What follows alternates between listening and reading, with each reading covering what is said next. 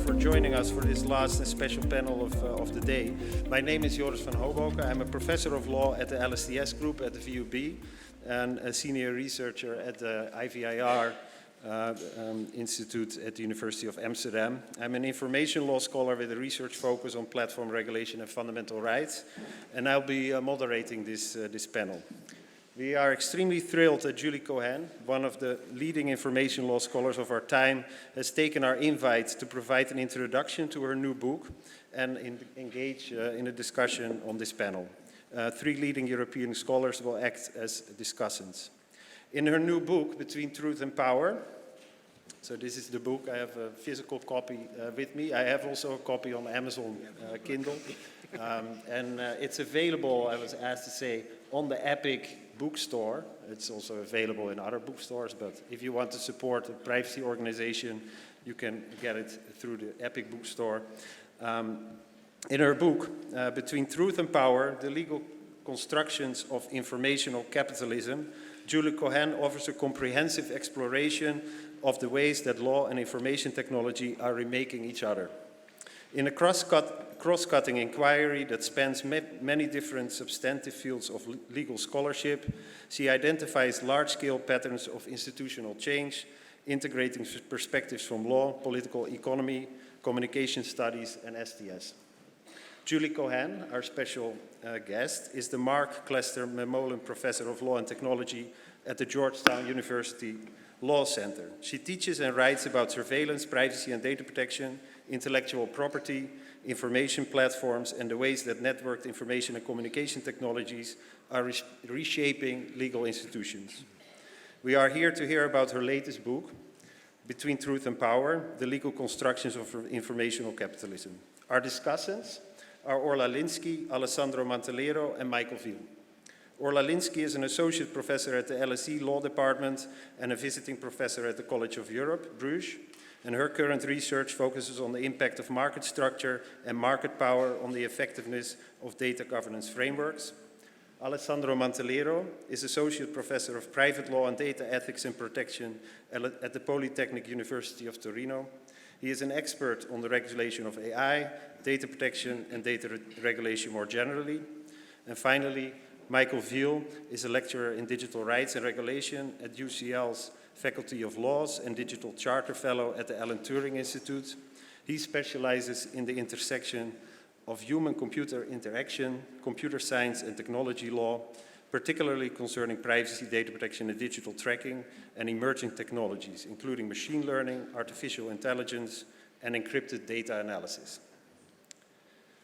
Let me give a few general opening remarks about the book myself before I give the floor to Julie to give us an introduction to the book. Importantly, the book goes beyond the framing of law as reactive, analyzing the foundational ways in which law facilitates processes of economic and ideological transformation. Law is not, and I'm quoting, simply superstructure, but rather the means through which expressions of economic rationality and governmentality become specific, detailed, and actionable. The book describes and engages with the emergence of, and I'm quoting again, informational capitalism in terms of three large-scale shifts: the propertization or enclosure of intangible resources, the dematerialization and datafication of the basic factors of industrial production, and the embedding and rematerialization of patterns of barter and exchange within informational platforms. One of the central questions that the book tackles is whether the effects of those changes will elicit meaningful counter-movements in the interest of justice, and what are the starting points for such counter-movements to come about. The work is grounded in an analysis of the US legal system, but provides the basis for similar projects to be undertaken elsewhere. The work is uniquely valuable for European legal thinkers. My assertion would be that the European legal and regulatory project is especially suitable for such an analysis and the development of meaningful and suitable counter-movements. In particular, due to the fact that Europe still has some appetite and also the scale to develop new forms of regulation to tackle emergent platform capitalist formations and to align them with democratic values and fundamental rights. The book connects to the major conceptual and regulatory challenges of our time. Let me name just a few.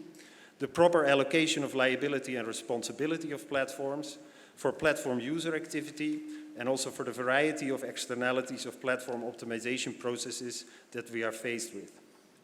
It analyzes the challenge of effective regulation and oversight in a situation in which societal ordering and power dynamics are increasingly powered by programmable infrastructures. The book contains significant lessons for the regulation of artificial intelligence. It speaks to the emergence and functioning of current-day intellectual property arrangements and enforcement regimes. It articulates data privacy challenges, and it provides a framework for understanding data privacy arrangement and enforcement challenges.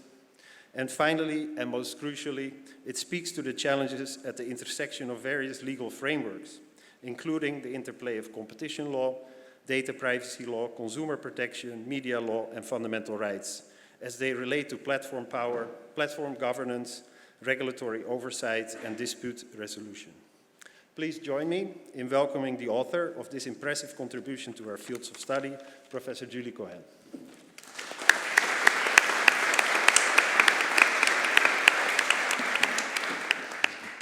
Joris is very tall.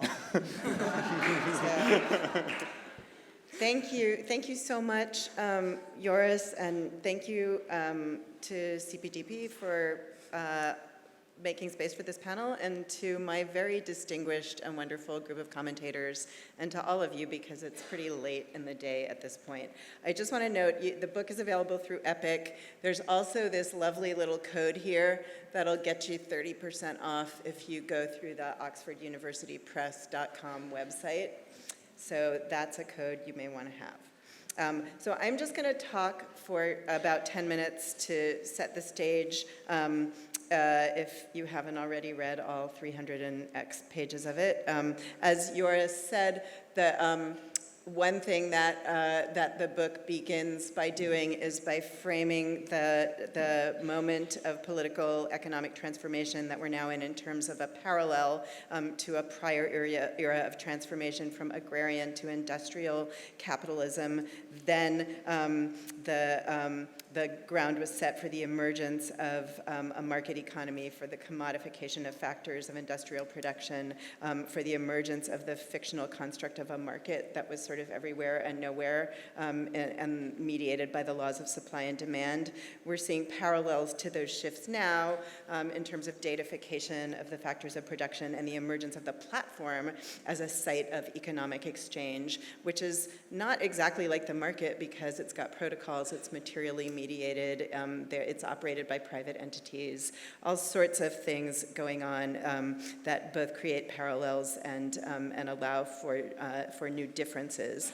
And it is very tempting to think of law, as Joris said, as reactive. So we know what a property right is, or a contract is, or what data protection is, or what a court looks like, or what an administrative bureaucracy looks like. And to think that law sort of persists in the face of these changes. But what I try to do in the book is map all the ways, again through the prism of the US system specifically, that law is transforming sort of out from underneath us, right? And legal institutions and economic change are co-constructing each other. And so some of that is happening around resources, as you might anticipate, right? So the use of boilerplate and protocol to datafy and then to enclose and claim ownership over the data. That's pretty old hat to the people in this room, so I'm not going to talk about it much. Some of it is happening around baseline relations of accountability, who is immune for harms worked on others, to what extent liability can be imposed. There's a power struggle that's emerged in particular between states and global platforms over some of these issues. Again, people in this room know a great deal about that. What I want to kind of tee up for you, using what are now like my 7 remaining minutes, are the ways that the legal entrepreneurship is producing change in the forms of these legal institutions that we experience as timeless, and I think we do so at our peril. So through the particular lens of data protection, if you ask the question, how can we ensure effective data protection and information governance within the domestic legal systems within which each of us is situated now, you might turn, first of all, to sort of classic regulatory rubrics that evolved during a previous era to respond to sort of the excesses of the industrial economy. But the problem when you do that is that they don't work so well, right? So formulations of what constitutes market power and its abuses don't work well to describe platform power and its abuses.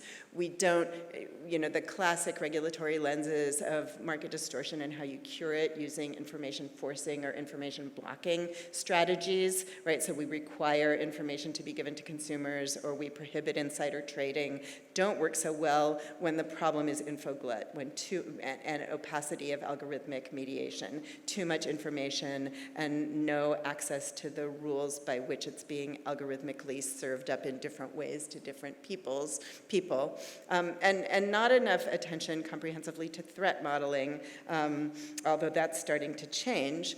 But that's not the only problem. The problem is that we see novel regulatory modalities that have emerged over the last several decades, right? Compliance, standard setting, benchmarking, audit, that are routine to folks in this room again. But if you go, certainly within the US, if you go back to the basic frameworks like the Administrative Procedure Act and look at the authorizations for government agencies to engage in particular kinds of regulatory activity, you don't see a lot of scope or a lot of even comprehension of the fact that standard setting and audit might be things that the regulators might wish to do. And there are places where that's been glommed on, so financial regulation is one of them. But and so when you come to questions like how are we going to govern AI, the modalities and the structures and the learning and the people, none of it is there, right? And you see sort of efforts to invent it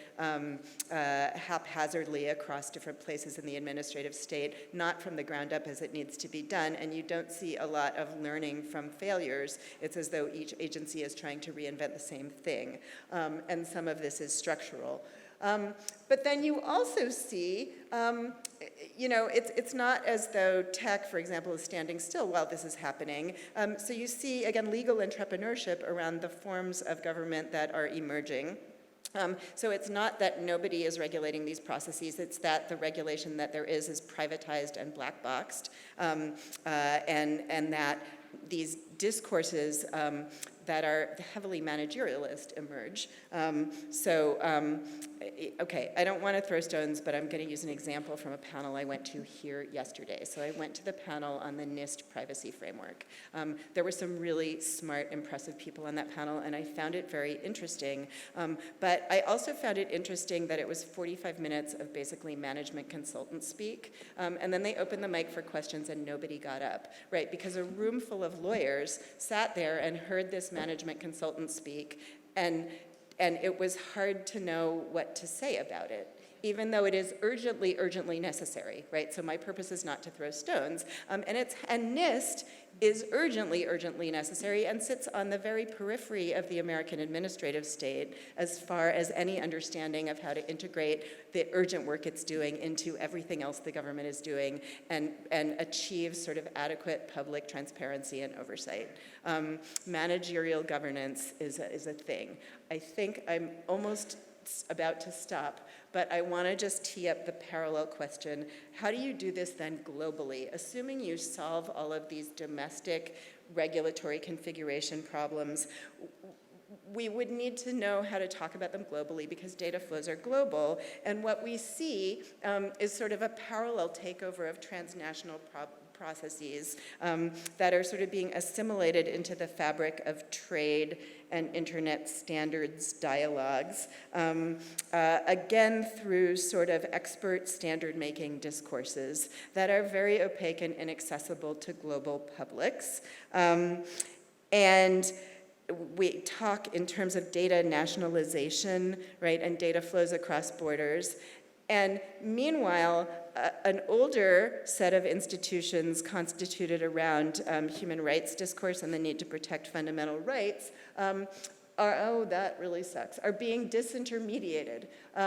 So we, as data protection and information governance become trade issues, the discourses that we need to be having are sort of reformulated in the discourse of corporate social responsibility, which is a voluntary, not a mandatory thing that happens in these other places. And the institutions that might have at least moral authority to pronounce on fundamental rights violations are sort of pushed to the margins. And everything becomes kind of a standards war. And that's a problem that needs to be solved, because otherwise the happy fiction that, for example, GDPR adequacy determinations are going to become the vector to leverage adequate data protection all around the world are just happy fictions without a lot of bite to them.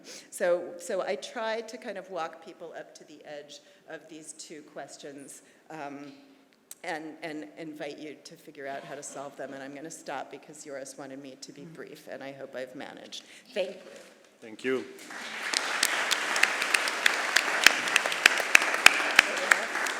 Great, and thank you so much, Julie, for that introduction to the book. And obviously, this is a very high-level introduction. And I think I would have loved to see a whole day of discussion on the book with a much longer lecture. But we chose to have an interactive setup where I will give the discussants the floor. Just to explain the setup, what I've asked is like for each of the discussants to give some remarks on the book, in particular with the question, what are the lessons they draw, what inspiration they draw from the book. They will go in 2 rounds, so each will give their comments, and then I will give Julie the opportunity to respond to those remarks. And then we also want to give the opportunity for you to engage as an audience to ask any additional questions. So with that, please, Orla, can I ask you to give your remarks? Yeah, absolutely. Well, thank you, Joris, and I guess I'll start by saying that it's a real pleasure to have the opportunity to comment on this book, but also a very daunting task, because it draws insights from so many disciplines and within the legal discipline itself from across so many fields of law. So I think more of the book is highlighted than unhighlighted, which made it difficult to pick points to talk about. But I'll probably start with the question of power. So the book seeks to examine and to kind of lay bare the way in which networked communication technologies mediate between truth and power. And so I think in Europe, at least, we have relative agreement about the fact that the strategic position of certain players in the digital ecosystem gives those players control over information flows and gives those players the ability to harness information flows in a way that benefits them economically. And so that power is a form of economic power, but that power also has significant implications for the effectiveness of fundamental rights.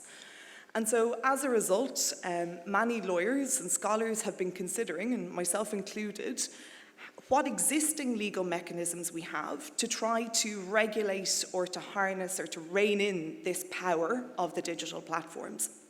And as Julie's book indicates, human rights law does this, but in a very indirect way, insofar as the primary addressees of human rights law, even within Europe and Council of Europe, are states themselves. So, in fact, the only direct legal mechanism we have to tackle private power is the competition law and economic regulation framework. And there, the way in which power is defined and conceptualized is as market power.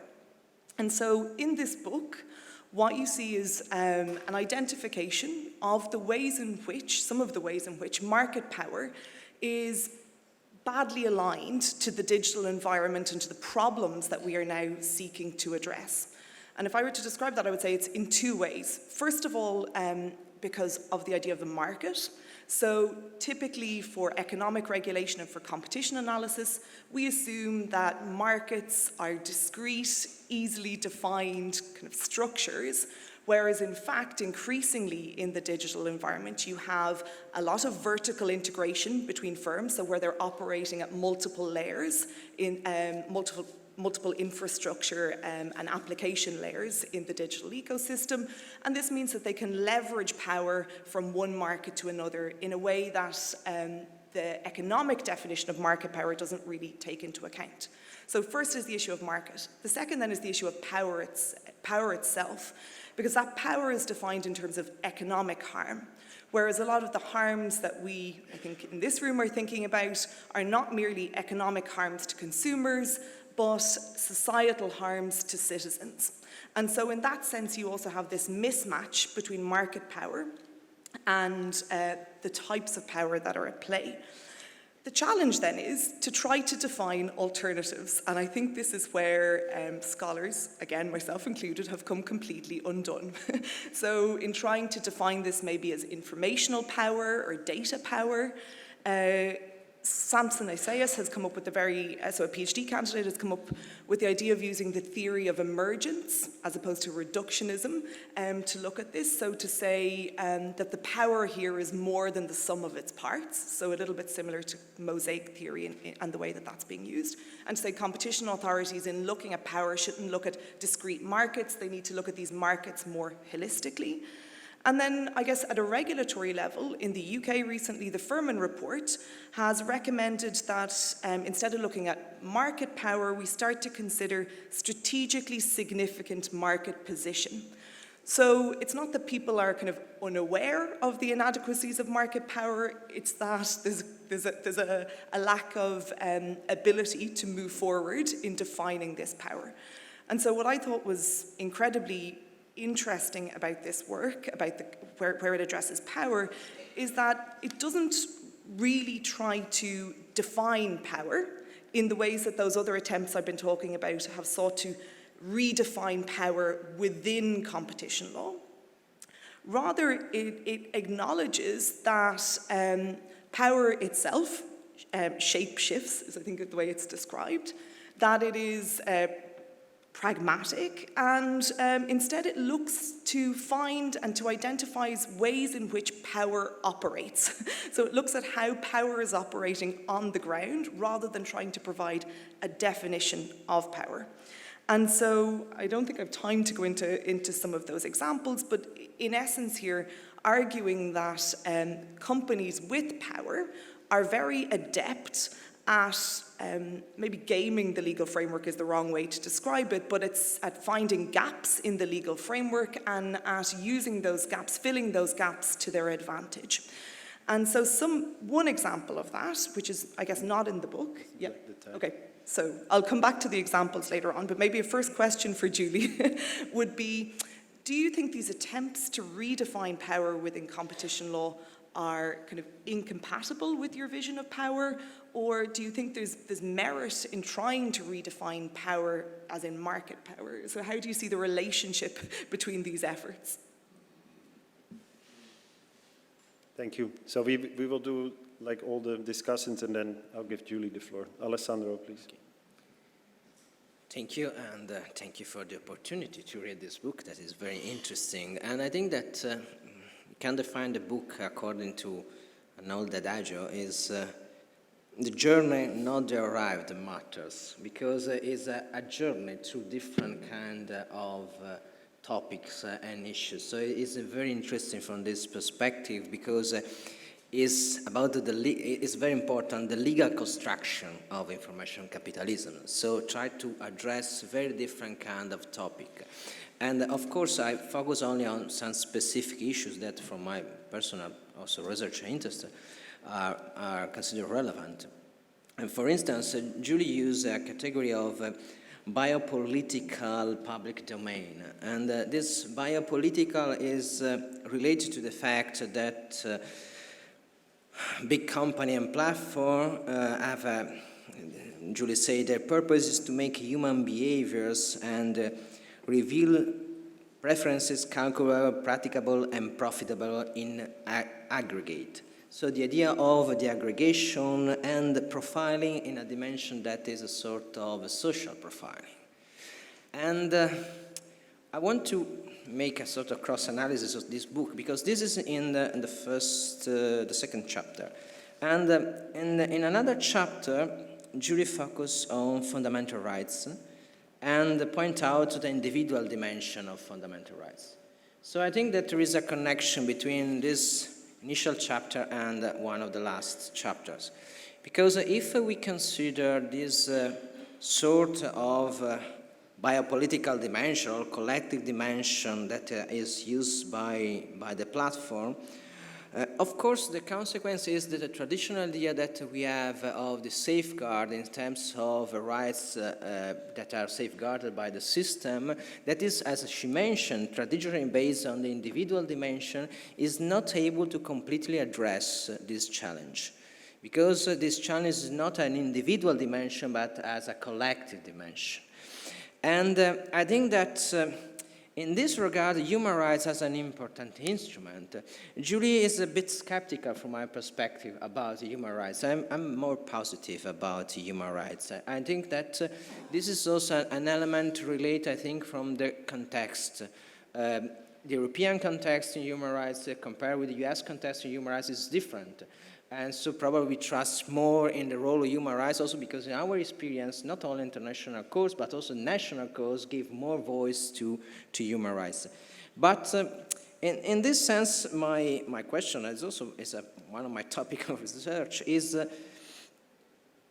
to consider, to put together this biopolitical dimension and the existing natural human rights. We have to reshape the notion of human rights. We have to reconsider human rights in a different perspective, from a different perspective, for the collective perspective, for instance, for collective dimension of human rights, because traditional human rights approach is against this idea, because if you discuss with human rights experts, they are very focused on individual dimension of human rights. But the individual dimension is not able to catch the dimension of what is done by social profiling, what is done by the new information capitalism that affect not the individual, and in many cases not interested in the individual, as you show in many examples in your book. So this is a framework that is interesting. Thank you. Michael. Thank you very much. I'm really privileged to be here. Julie was a commenter on a paper I did starting in this area, and I'm really... Sorry. Oh, it's on now. There we go. Julie was a commenter on a paper that I did when I was starting in this area at PLSC, and I was very, very lucky to have her feedback at that point, and now I'm very privileged to be able to talk about this fantastic book. I think that one thing that's really striking about it is it does not get caught up in what is, in my view, a lot of industry-pushed, fetishized discourse that's been flowing around the policy space, AI policy space, data policy space, and takes a very lucid step back and analyzes it very grounded in clearly tried and tested mechanisms that reproduction of power has enjoyed for many different reasons over different decades and centuries even.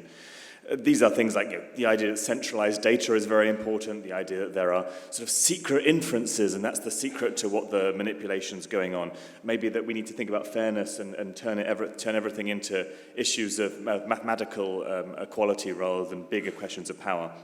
So I really enjoyed how it avoided this, and instead the focus and the way it defines platforms and the way Julie defines it in this book around the entities that are intermediating access and also rendering whole populations legible is spoke a lot to me, and I found that very important.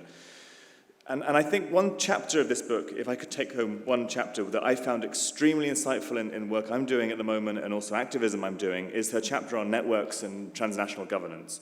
I think this is an extremely important chapter to read. And it talks about the characteristics of network power that really make it very difficult to dislodge, but also make it clash with ideals we have, such as the rule of law ideal. And when these paragraphs in here that just contain multitudes, really, really succinct and heavy paragraphs. For example, one point that Julie makes that I think that a lot of regulators can really learn from is that she points out that effective control of highly informationalized processes would require governance institutions that are capable of responding in kind to those very highly informationalized processes. But this, in turn, causes huge problems of opacity and legitimacy. If you try and fight fire with fire and try to out-algorithm the algorithm people and govern in that way, you are creating future problems. Similarly, a really big challenge of instability of rules.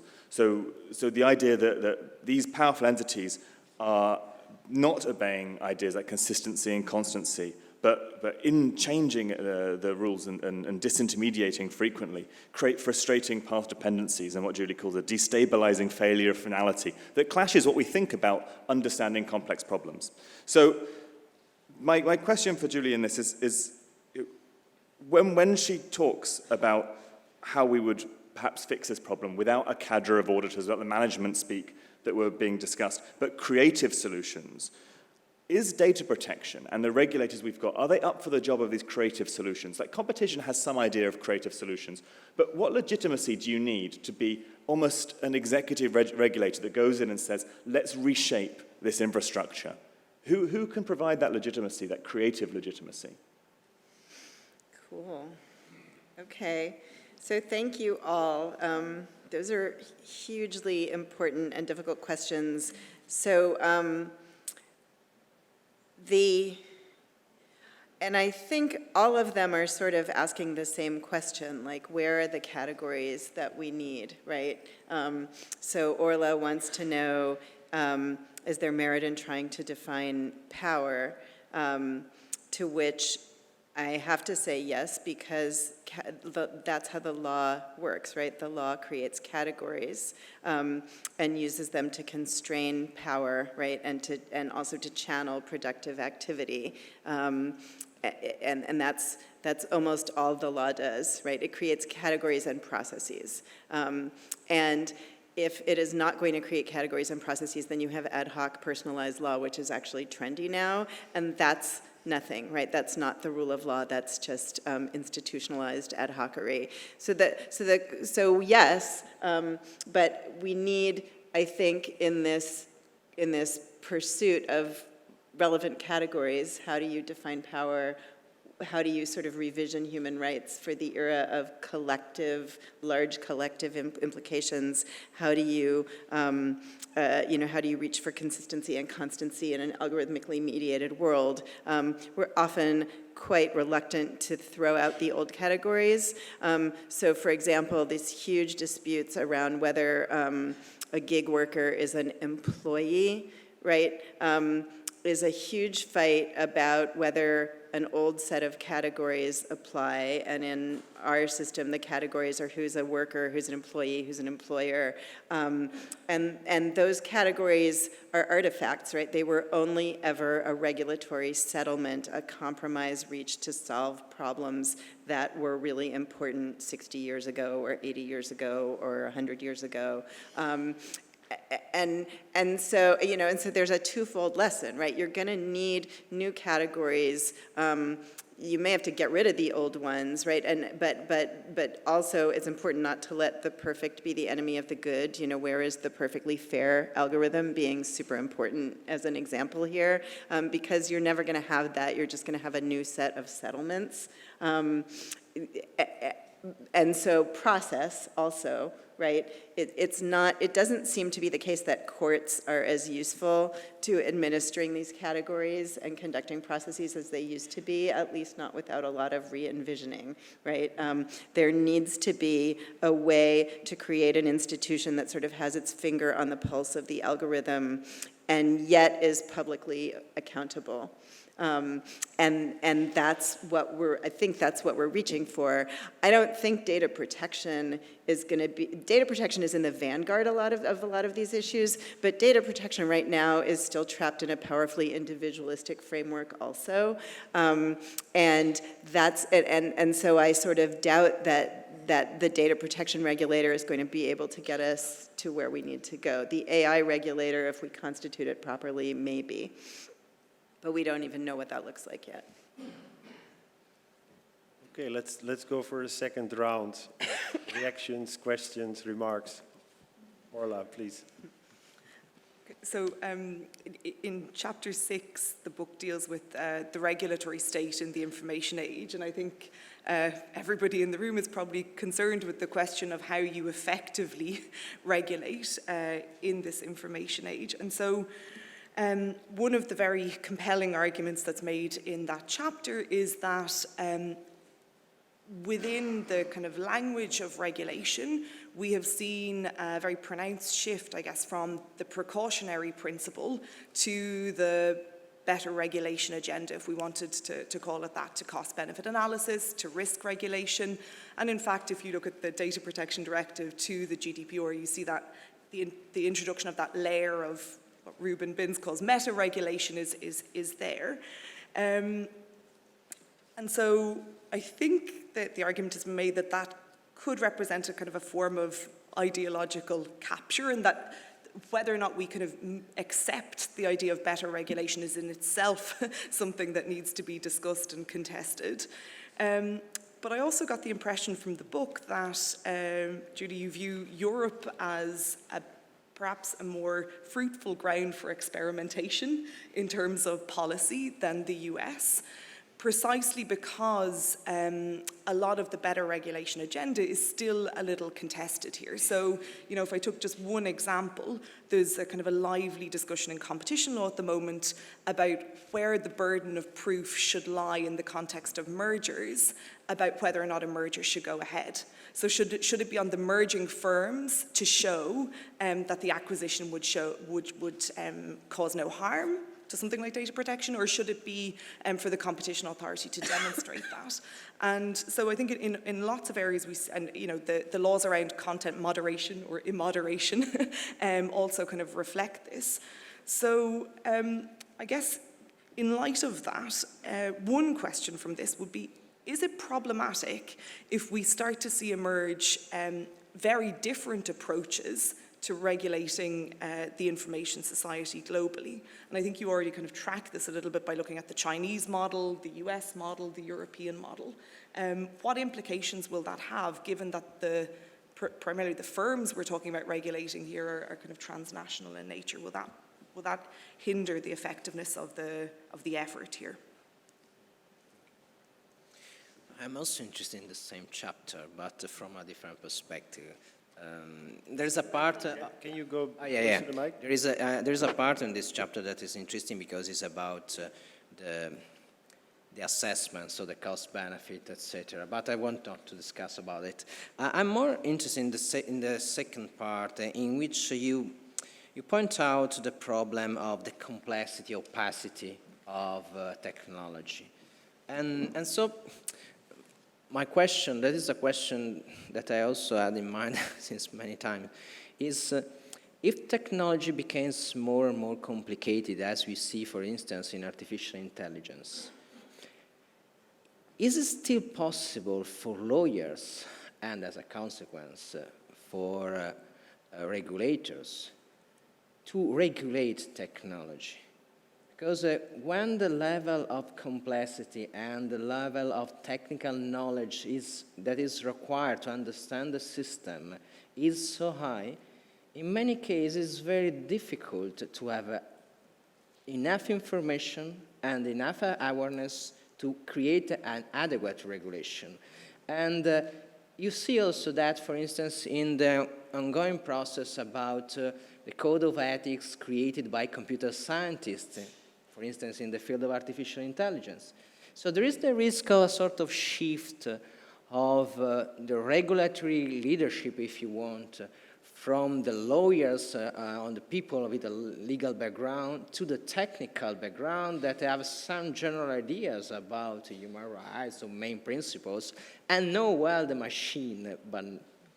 So this is a problem that I have. I would like to know your answer. I have a related, I think, actually distinct question where I come from here.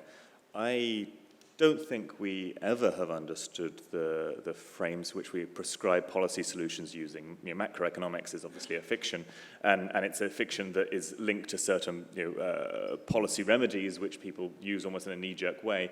And so my question is, do we have the metaphors we need to actually apply policy solutions in this new world? Are metaphors, could we even imagine that there are metaphors, mental models of policy that would get to the aims or goals that and then to deal with the challenges that you raise in the book?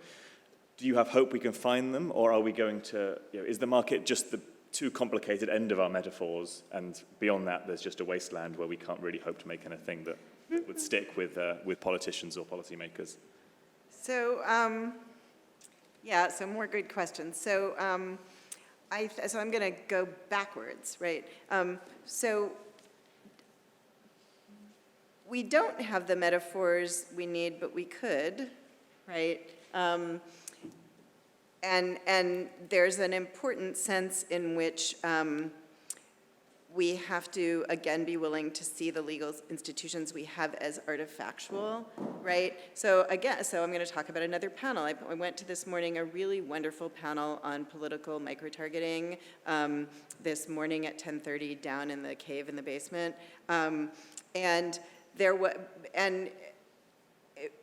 the presentations were so interesting, and yet there's a disjunct, right, between the way the regulators often come to this question, which is how shall we regulate political ads, right? So what transparency obligations will we impose? When it seems that if you want to take proper account of the way that disinformation circulates in society, you need a network model, right? You need to understand, and the gentleman from DG Connect, whose name I can't remember, said this at one point, right? You need to understand how advertising joins up with amplification in mainstream media and with taking advantage of the fact that people circulate information in their social networks. And you need to understand that there's almost a viral model going on, and really if you wanted to have an impact, now it's my words, not his so much, but if you wanted to have an impact on disinformation, you would be focusing on the totality of the viral/network model and what could be done to kind of disrupt that. So coming to Orla and then back to Alessandro, so the reason I do view Europe as more fruitful ground for that is sort of, I have this quote that I started chapter 6 with. The science fiction author Terry Pratchett, who unfortunately is no longer with us, gave an interview, I don't even remember where, but here's his quote: "A European says, I can't understand this, what's wrong with me? An American says, I can't understand this, what's wrong with him?" I make no suggestion that one side or the other is right, but observation over many years leads me to believe it is true, right? So there's an openness, right? You will do things like constitute a 5-year working group to study the platform. When it comes to converting it into, actionable intelligence that's not so heavily bureaucratized, then we might have a little bit of a problem. But Americans often don't get off square one because we have these like super economistic frames, and if we're talking about disinformation, we have to talk about our First Amendment frames, and they get in the way, and they are sort of put on a pedestal and worshipped instead of seen as artifacts, and that's getting in our way right now. I think lawyers can do this, right? If we say it's so complicated lawyers can't regulate it, we're sort of overlooking that people design it, right? And so it is possible to have requirements of auditability, right? It is possible to say things about what must be done in order to create the audit trails that would enable us to know what is going on. Well enough, I think, right? So law can say things about, not really well yet, but it could. It can say things about how you should test and develop and roll out antibiotics with due regard for antibiotic resistance, even if not every lawyer is a microbiologist. And it doesn't seem to me that the problem is insoluble. So at least if it is, we're just screwed. So you know, the thing about different models of regulating information technology globally is that not simply that they exist, but that they're starting to cross borders in really powerful ways, right? So the you know, Russian or Chinese model of flooding your own country with disinformation has crossed into the, you know, European and US and Canadian electoral arenas. But it's also the case that information businesses see those models and they game them, right? So it's a thing now in DC for big tech to come and say, well, you don't want to regulate us because we have to compete with the Chinese. And that's, you know, okay, so they have a point there, but that way lies madness, because that's a very short-sighted, self-interested way to approach the problem. I don't know what the answer is, but that's not it. Thank you so much.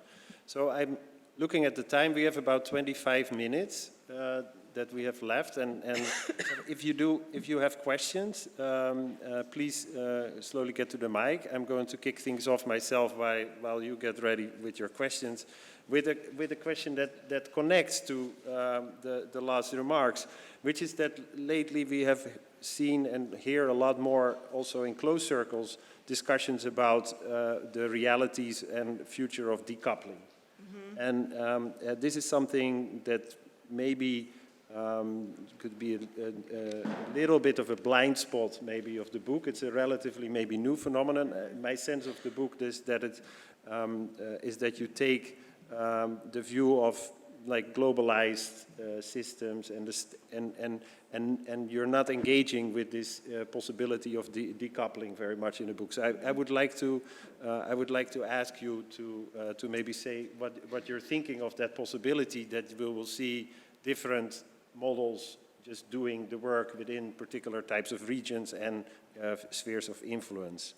And and then we can go to the audience. Yeah.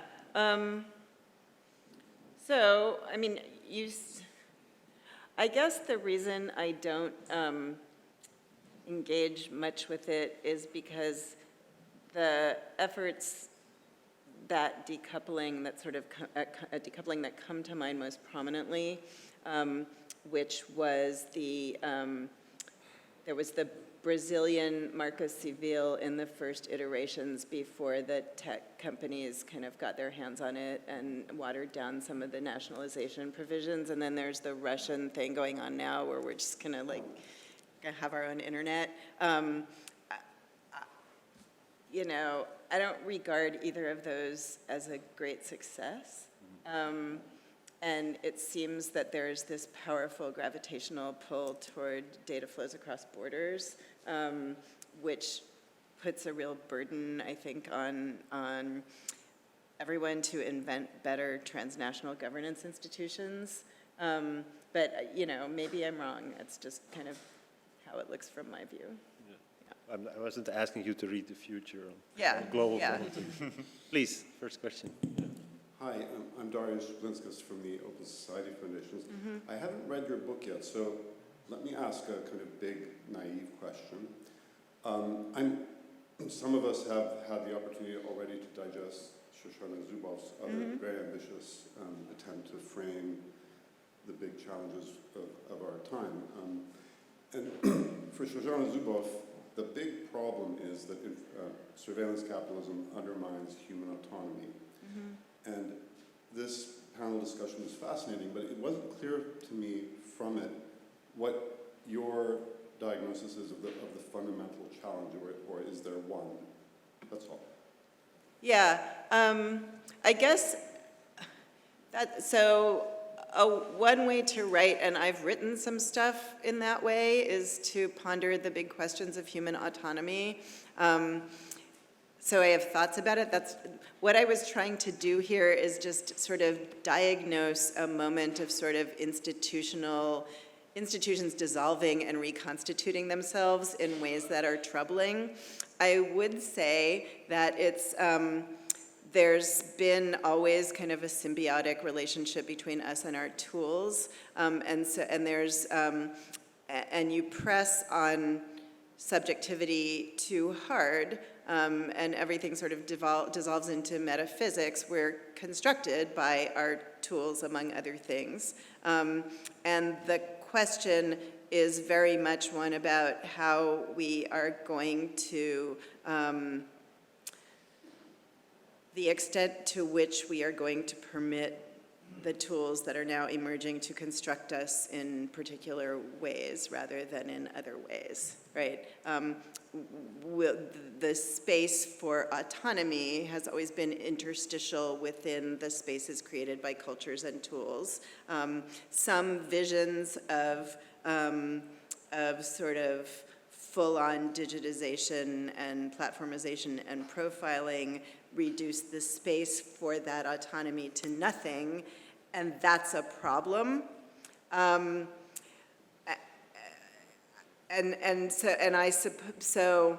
suppose a place where I would diverge from Zuboff is I don't see that nuance in there, and I think as a practical matter, that's where we're operating.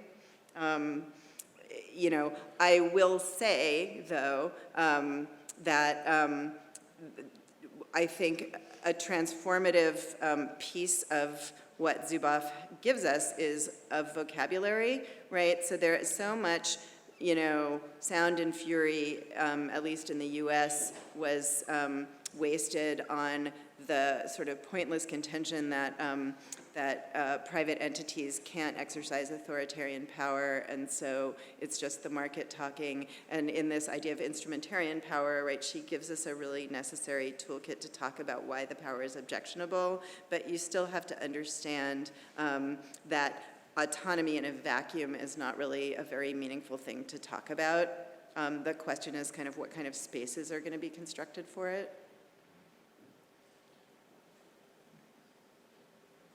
No one at the mic, please. Feel. These people probably have more to say. I'm sure they do. Yeah, shall we do another? Orla. I'll rifle through my many pages. So I thought in chapter, I think it's chapter 3, you talk about the information laboratory, which I think has a lot to say about potential ways in which states and regulators could tackle problems around misinformation and disinformation. And you take aim fairly squarely at the idea and the way in which it's been represented now of the free market of ideas in the First Amendment. And so maybe you want to kind of explain your thoughts on that and how that relates to the rest of the claims in the book. So maybe that would be a good idea because I agree. It's relevant to what I was just talking about regarding autonomy. So there's a really interesting way in, so there's sort of market / rational choosing rhetoric coming up in two spaces, right? One is the space in which people say that more information about consumer preferences kind of greases the market and makes it work better, right? And the other is the space of ideas where people say that creating sort of smoother, more friction-free processes to target information to those who want it is just the marketplace of ideas sort of working itself pure.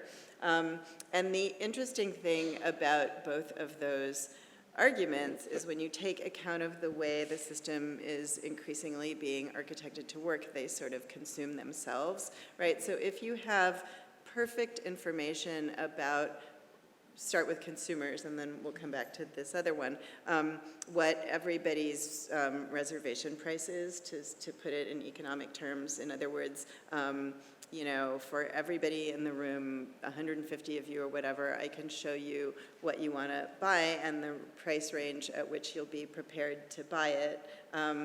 Then actually that's not a market anymore because the ability of all of you to kind of arbitrage in search of a better deal is gone. And all you have is you know, well, I did a parody of Marx, right? But from each according to his abilities, right? To each according to his needs. Not at all the spirit in which that quote was formulated, right? But what you don't have is the invisible hands of supply and demand sort of like dancing with each other. You just have an absolutely opaque system in which surplus is extracted. Whatever that is, using the rhetoric of consumer liberation to talk about it is an absolute category mistake, right? Similarly with the marketplace of ideas, if the point is to sort of press buttons to play upon your insecurities, and there's a narrative about micro-targeting. The point was made in this fabulous panel I went to earlier today that it would help a lot if we knew more about it, because it's hard to speak intelligently about what has not been revealed to you. But there's a narrative in which people say, well, it doesn't work yet, right? They're not good enough at micro-targeting us, and they never will be, so we really shouldn't worry about it. But if the point of is to activate sort of precognitive, affective, you know, reptilian crowd responses to information, right? I see this headline about hordes of brown people streaming across the border and it makes me fearful, right? And then I circulate it to everybody. I see this other headline about how the deep state is in league with vaccine manufacturers to kill all of us, and I circulate that. Again, whatever that is, right, and we can talk about it, it is not a marketplace of ideas. It's the reptile brain being primed and activated at scale. So talking about the marketplace of ideas as sort of the originary metaphor that animates a lot of First Amendment discourse in the United States and sort of a more political philosophy discourse everywhere else is a category mistake. And however we want to talk about it, I liked the idea, so the metaphor I use is the information laboratory, right? The people in the white lab coats tweaking the algorithms and running A/B testing on you because it's actually for your own good, right? That's kind of starting to creep into the discourse in the US. I'm not a fan, right? But it would be greatly, our ability to advance the ball on these issues would be greatly aided by getting rid of these things that are category errors, so. That's Rikke, please. Thank you for a very interesting panel. So we heard that the notion of, or our ideas around market power and also our legal instruments around market power are really badly aligned to address the challenges and issues we're dealing with. So just as a thought experiment, if our two major international human rights conventions, the Convention on Civil and Political Rights and on Economic, Social and Cultural Rights, if we were to imagine that they were legally binding upon companies, that they were binding obligations, and we added to that a governance structure, an enforcement structure that really had teeth, would that solve part of the problem, or would we still be left with some of the problems that were mentioned about the individual character of human rights, etc.? So how long or how far would legally binding human rights obligations on private companies, if we were ever to imagine such a thing, would that bring us in solving these challenges? I certainly think it would be an improvement, but you would have to, so kind of two things, right? You'd have to have a discussion about what the rights are and how you know when they're violated. And if the right is sort of not to be imprisoned without cause, that's fairly trivial, I think, to know when that is occurring. If the right is to adequate clean water and adequate education, it becomes trickier, right? because you have to have a discussion about what the obligations are and how you measure them and how you enforce them. I think, again, we could do that, right? It would certainly be nice to try. In the tech space, if the contention is there's a right not to be profiled, right, at least to the, again, too much, right? Not to have the market disappear, right, into nothingness to be replaced by perfect profiling, then you have to have a discussion about what kinds of things should it be possible to know and what should it be possible to do with those things. And the idea, for example, that you could do that by distinguishing between sensitive information and not sensitive information is laughable because all information leads to all other information. So what you really want probably is to have a discussion about chunking populations, right? You just can't, divide people up into cohorts smaller than 10,000. I'm just throwing that out there. Or you want, if what you want is fuzz, right, and friction, then you have to have discussions about sort of programmable obscurity, and we don't have yet in any human rights instrument of which I am aware, right, language to do that, although we could, right? We could start with things like the, the declarations about AI accountability and work our way, and then have discussions about imposing those on private industry. So I don't think any of this is foolhardy. It's just that there are problems that you need to be solved, that aren't going to be solved by pronouncing that existing instruments apply to private companies. Right? Sorry. I don't really like the poster of our conference because it gives the impression that once the poster will be completely black, because we have uncovered the truth, there will be nothing to do left. No more politics, no more law, because the truth will be there. So we didn't speak a lot about truth. And that's the singularity, right? In the title of your book, and it's something that interests me a lot because I don't believe there is one truth.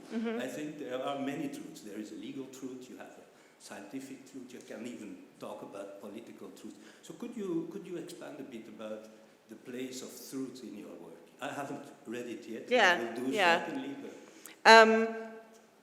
so I guess the place of truth in my work is that it is sort of one pole of a dialogue with power, but we're always in the middle, right? We are stuck with our imperfect institutions that are, on a good day, trying to achieve justice, right? So, but what they're doing is mediating between. Once you create the institution, it is calcified, it can be gamed, it is imperfect. So,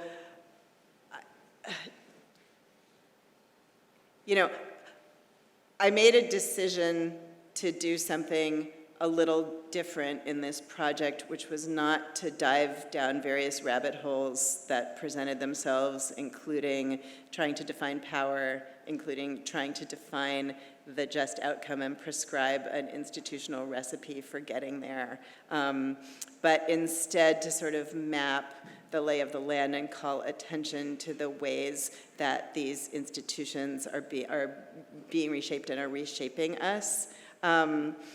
Because at the end of the day, that's what we have. And I think we could all maybe do a little more institution mapping and a little less talking about abstract ideals of autonomy and truth.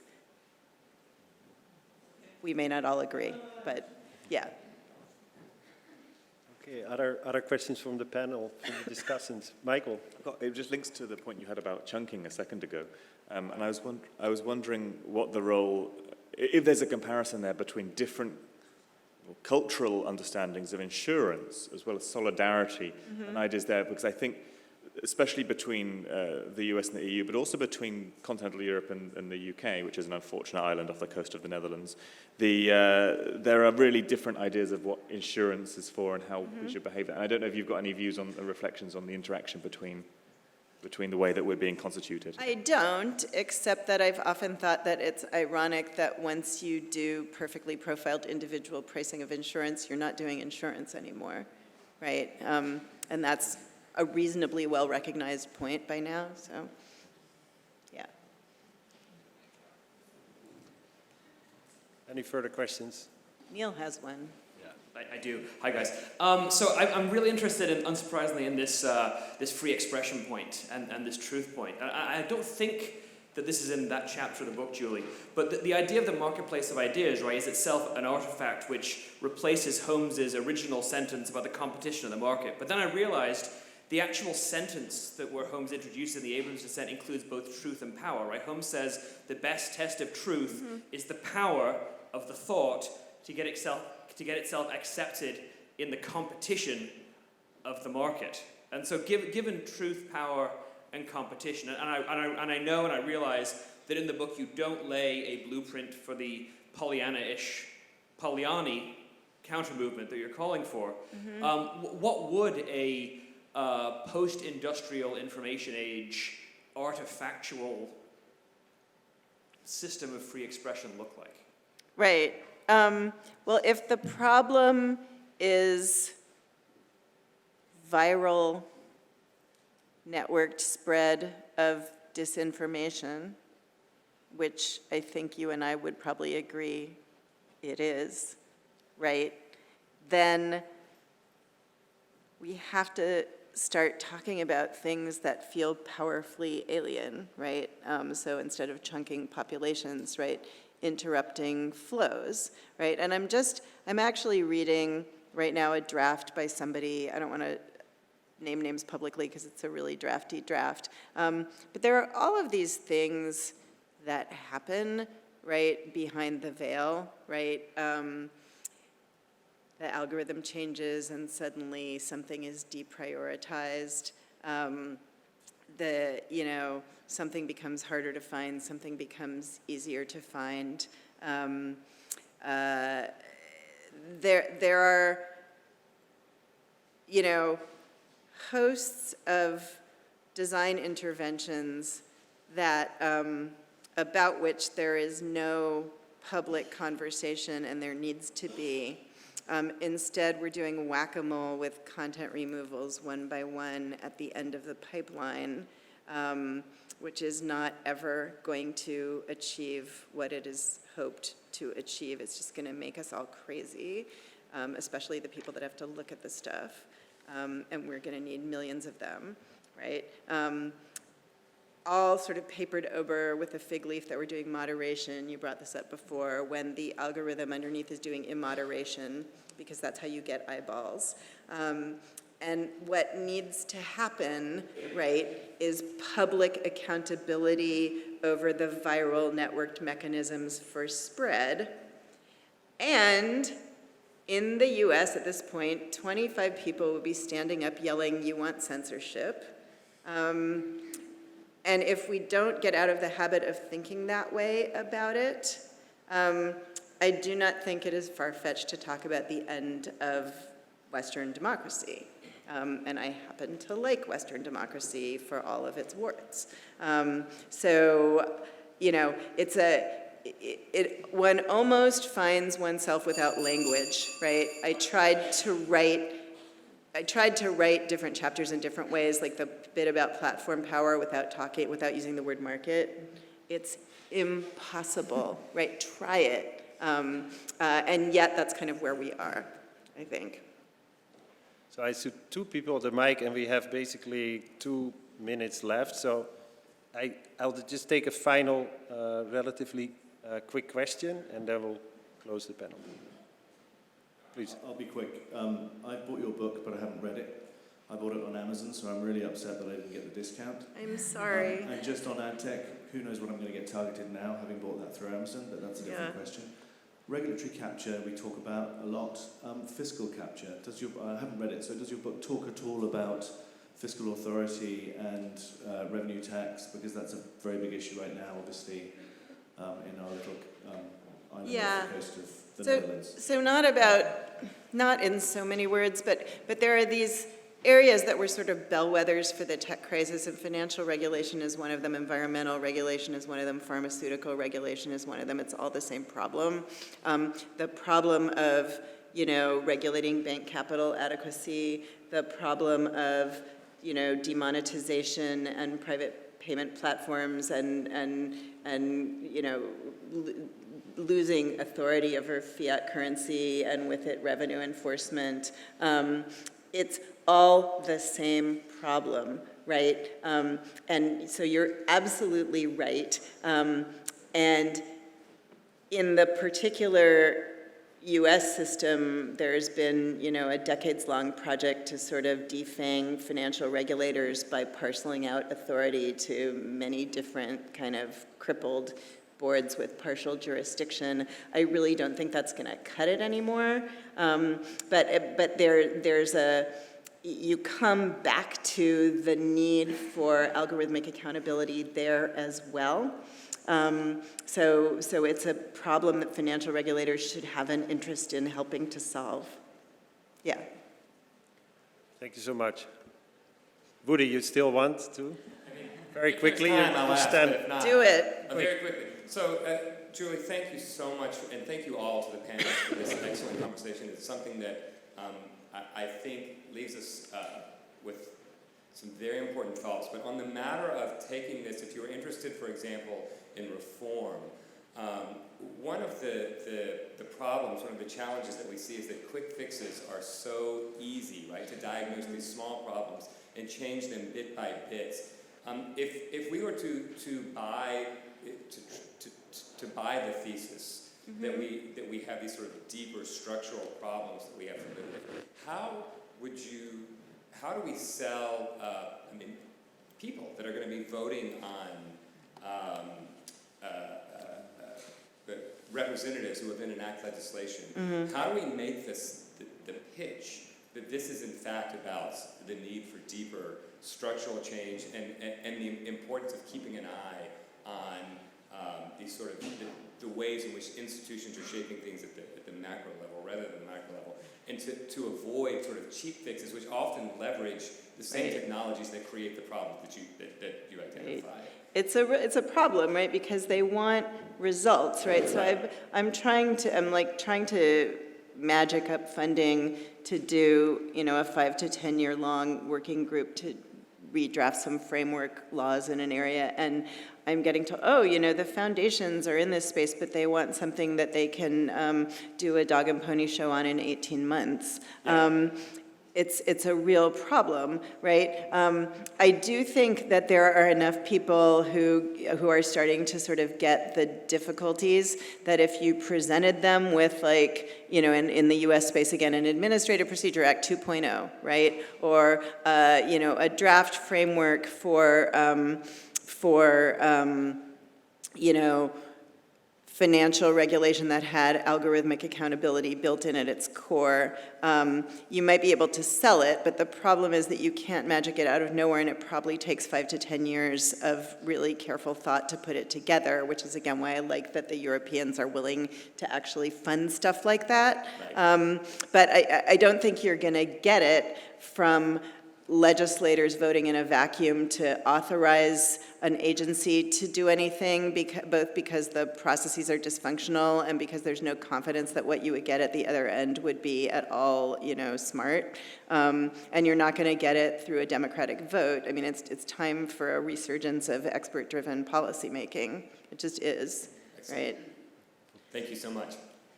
Thank you. And let me give some closing remark, which is basically read the book. There are cool little quotes at the start of every chapter, so you can read. There are just many very big themes, and the major line of thought of the book and the argument is a high level one, but I just want to make it very clear for anybody that gets interested in this and is interested and is here, that when you read the book, you find many specific things that you can relate to, and it will help you draw you to think about these bigger themes. So that is, I think, really the strength of the book. That it's a mapping, it is an overview of many of the big battles and policy dynamics in information law and policy over the last 20 years. And it will draw you into some of those bigger ideas, and also connecting you to other literatures that have become very important to get familiar with, to make progress on some of the big challenges. With that recommendation, I want to ask you to join me in thanking our panelists and close the day for this.